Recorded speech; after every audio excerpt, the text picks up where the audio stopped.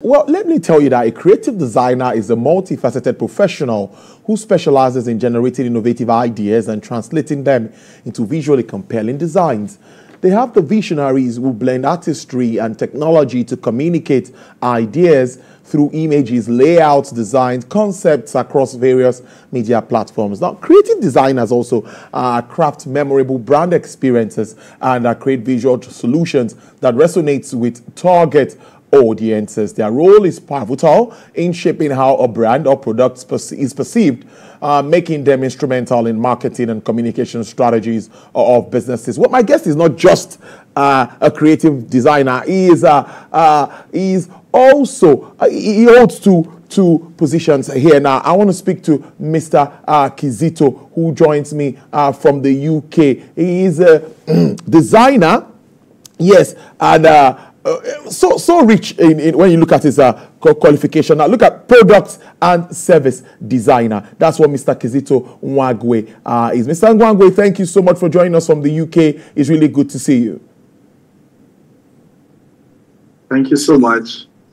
All right. Now, let me start with, if you listen to my introduction, I would follow up from there and draw my first question. Now, how would you define creative designing, and why is it so critical in today's global market?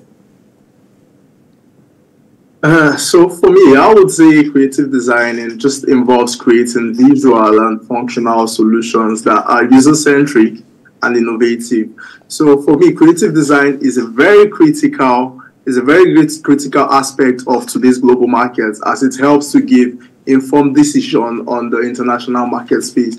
And with creative design, it distinguishes brands and products in a very crowded marketplace. You get to stand out amongst other brands when you involve creative design.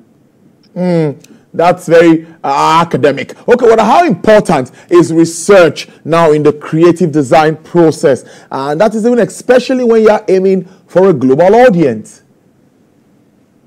So for me, research is a very vital aspect of creative design. Without research, there's no creative design. You need to have informed decisions, or you need to make informed decisions through research, especially when you're targeting a global audience. Now, it helps to understand the users being designed for, because when you're designing, you need to consider the people you're designing for. Also, it understands the market trends and the cultural differences across all the different regions or areas you're designing for. Now, with proper research being done, you can be able to ensure that the solutions that you're creating for the people are not just visually appealing, but are also relevant to the people you're designing for and also user-friendly. Now, for me, I would say research supports the global design strategies, and it helps to ensure that solutions are globally accessible and locally appropriate to the people.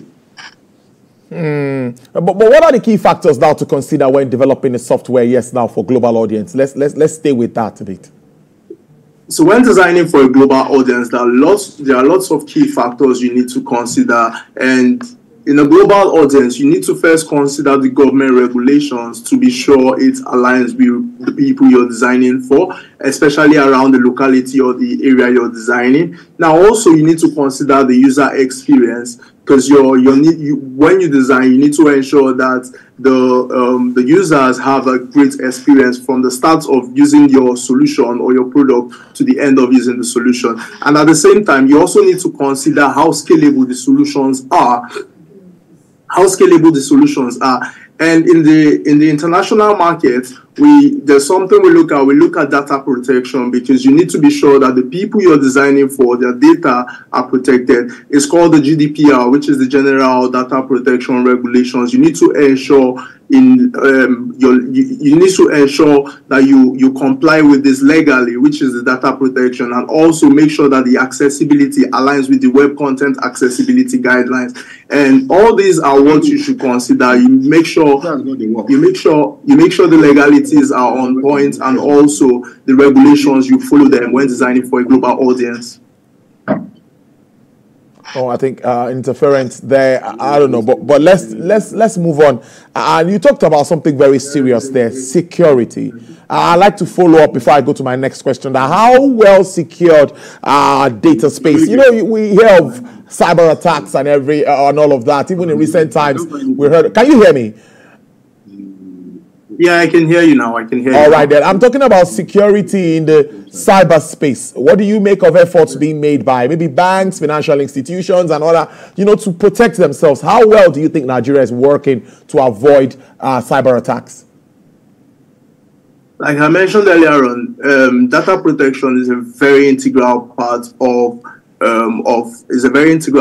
design. Now you need to make sure that the data of people you're collecting for your research, you need to make sure it is well protected. You need to make sure it's secure, and you need to follow the guidelines involved in data protection. Because when you breach all these guidelines, or when you breach this process, whoever you're designing for is on the line for legal filings or legal cases. So you need to ensure that your data protection is on point when designing.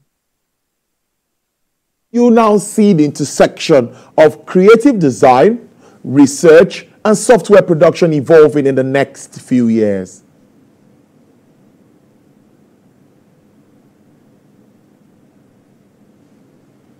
Did you get my question? Hello, can you hear me, Mr. Kizito?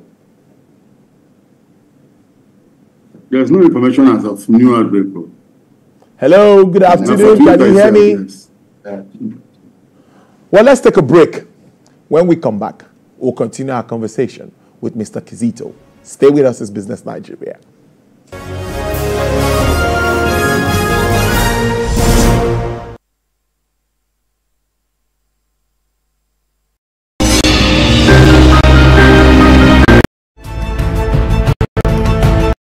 Experience information and entertainment like never before as TVC Breakfast takes your weekends to a whole new level.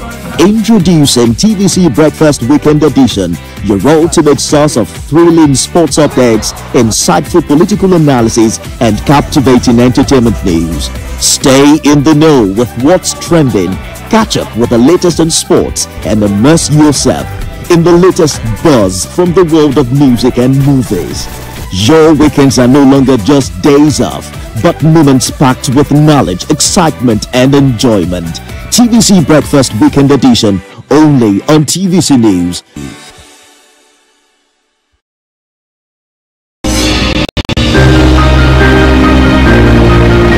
Sometimes it's the story that calls. At other times, the people just want to be heard. I need students, but I need teachers. Can't continue like this. Their voices re-echoing through time itself. We haven't done anything. If the tide is high, everybody run for safety. Their tears leave a sweet sour taste for all their demands. A familiar call beckoning for change. In our world, no one expects a disaster to happen. But when it does, we'll be there to x-ray all sides, from the east to the west, north and south. Committee forum will examine the auditors.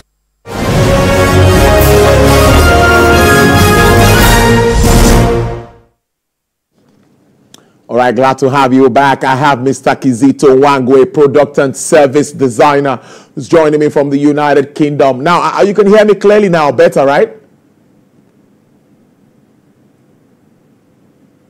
Can you hear me, Mr. Kizito, now better? Yeah, I can hear you now. I can hear you now. Good. So I was asking you, I said, how do you see the intersection of creative design, research, and software production evolving in the next few years? So I see the intersection of creative design, research, and software production I see them to be more integrated in the nearest future and also interwoven, because as technology advances, these disciplines tend to overlap, yielding to a more user-centered approach to design and product development. Also, design thinking with emphasis on empathy and intuitive problem solving will become more prevalent in the nearest future, driven by data research, and also an enhanced agile software production. So this alone will help to create a more advanced design approach in the nearest future. But what role do emerging technologies like AI, machine learning play in the future of creative design and software production? Let's stay on this. It's very important. So in the current market, I see AI and machine learning as a very important tool in today's market, not just for design, but the digital market space, because AI and machine learning are poised to revolutionize the creative design and software production. Also, AI tends to make work very easier, not just for designers, but the general tech industry, and it tends to focus more on, it helps designers to focus more on the creative aspect and strategic aspect of their work. For machine learning, it helps to analyze large numbers of data gotten from research to provide insight that informs decision making. And this will lead to a more personalized user experience for the customers you're designing around the globe. So what would you be advising aspiring designers and software developers who want to make an impact on the global scale? As an aspiring designer, I would say it's very good and necessary to embrace continuous learning and also networking with people in the industry, not just senior designers or senior developers, but even junior ones. You can learn from everyone, but at the same time, you network. You go for brainstorming sections. You go for conferences, design conferences. Make sure you're getting acclimated to the design industries. Get accustomed to the design industry, and also being able to understand the different market structures and industry as an emerging designer is what makes you stand out. That way, you can also adopt user-centered approach and keep the users in mind always. And also, one philosophy I would always say an emerging designer should always go for is to prioritize your users. Whoever you're creating a solution for, you need to put them first, because when you design a product that doesn't have the users in mind or is not user-centric, you're just wasting your time. Not just your time, you're wasting your resources, because at the end of the day, you see the product is not accessible, you see the product is not user-friendly, you see the product you've designed is not just what the users want. At the end of the day, you've wasted time and resources. So I would say emerging designers and aspiring designers should make sure they embrace continuous learning and collaboration and networking. You make it look so very interesting. There must be some challenges in this software and creative design space. Let's talk about some of these challenges and what you think can be done to address them. So challenges I figure out or I see in the industry is first off getting a foot in the industry, because right now it's a lot, like there's a lot of competition, there's a lot of competition. Like I said earlier on, people always want to strive to get to the top. You have to stand out. You have to stand out to get to the point where you are now. So I would say standing out is a key factor. You need to be there. You need to be up and doing. You need to ensure that the design approach you're using is actually user-centric, and you're making sure you're very great with what you're doing as a designer.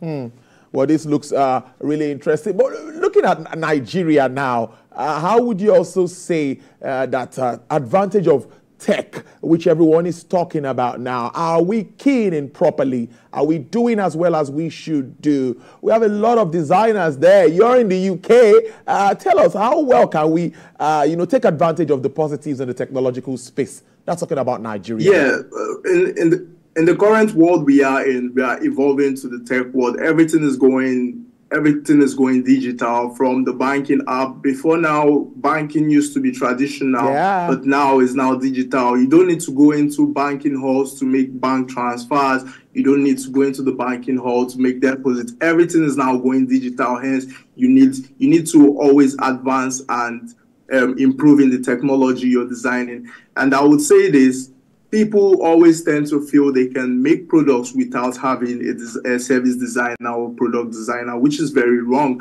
because what the function of a product designer is to make sure, it's just like you're building a house. You're building a house without an architect, your house is not going to have a plan. So the product designer is just your planner. The designer makes sure that the work that needs to be done is actually very accessible for the users. You're not just wasting your time and resources designing for the general public without having the users in mind. You need to place them first in all your design approaches. So it's very integral in today's world, because now we are going digital. The tech space is going global. At this point, I don't think we are stopped. I don't think there's a barrier, because it's just something that is global now. So from here, we're heading to the top as a designer. So it's a great one. Well, it's really an interesting time. We hope that everyone takes advantage of this. So, your final word with regards to this and what you expect moving forward. Sorry, I didn't hear that. Can you come again? Yeah, so your final word on this. Oh, you didn't get that? No. All right, I was saying your final word on what to expect from the industry, the global industry moving forward.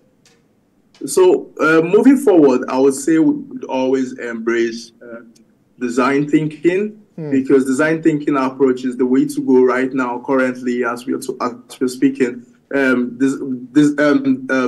a product without the background work done, the research work done, the creative thinking done, you're just designing for yourself, or you're designing for your business without placing the customers first. Because as a brand, your major stand-up is the customers you're designing for, or the customers you're building the product for. So at this point, we need to embrace design thinking in all aspects of design work. We need to embrace research. We need to embrace the people, which are the users we are designing for. Interesting conversation, I must say. Kizito Nwagwe, thank you so much for joining us, product service designer. Do enjoy your weekend and hope to have you on the program again soon. Thank you so much. Have a nice day. All right.